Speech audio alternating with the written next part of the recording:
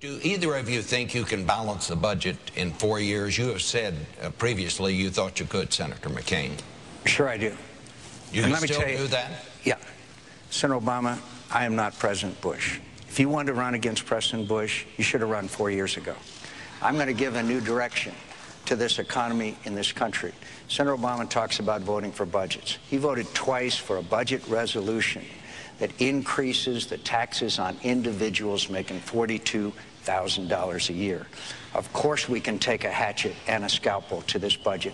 It's completely out of control. The mayor of New York, Mayor Bloomberg, just imposed a across-the-board spending freeze on New York City. They're doing it all over America because they have to balance their budgets.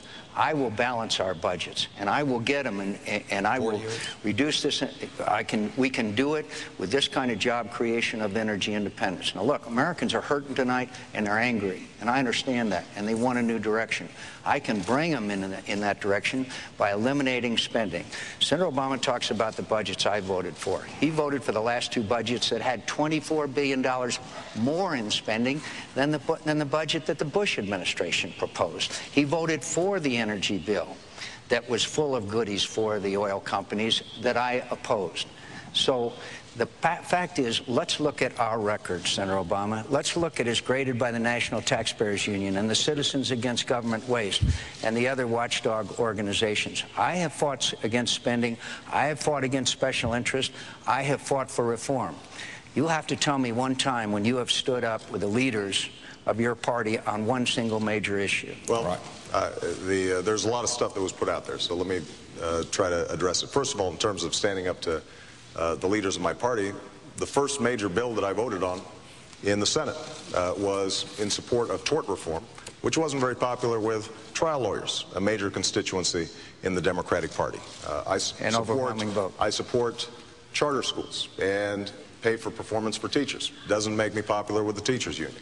I support clean coal technology. Doesn't make me popular with environmentalists. So I've got a history of reaching across the aisle. Now, with respect to a couple of things Senator McCain said, the notion that I voted for a tax increase for people making $42,000 a year has been disputed by everybody who's looked at this claim that Senator McCain keeps on making. Even Fox News disputes it. And that doesn't happen very often when it comes to accusations about me. So the fact of the matter is that if I occasionally mistaken your policies for George Bush's policies, it's because on the core economic issues that matter to the American people, on tax policy, on energy policy, on spending priorities, you have been a vigorous supporter of President Bush. Now, you've shown independence, commendable independence, on some key issues like torture, for example, and I give you enormous credit for that. But when it comes to economic policies, essentially what you are proposing is 8 more years of the same thing, and it hasn't worked. And I think the American people understand it hasn't worked. We need to move in a new direction. All right. Let me just say, about 30 seconds. But it's very clear that I have disagreed with the Bush administration. I have disagreed with leaders of my own party. I got the scars to prove it. Whether it be bringing climate change to the floor of the Senate for the first time, whether it be opposition to spending and earmarks, whether it be the issue of torture, whether it be the conduct of the war in Iraq, which I vigorously opposed, whether it be on fighting the pharmaceutical companies, on Medicare prescription drugs importation, whether it be fighting for an HMO patient's Bill of Rights, whether it be the establishment of the 9/11 Commission. I have a long record of reform and fighting through on the floor of the United States Senate. All right. Senator Obama, your argument for standing up to the leaders of your party isn't very convincing. All right.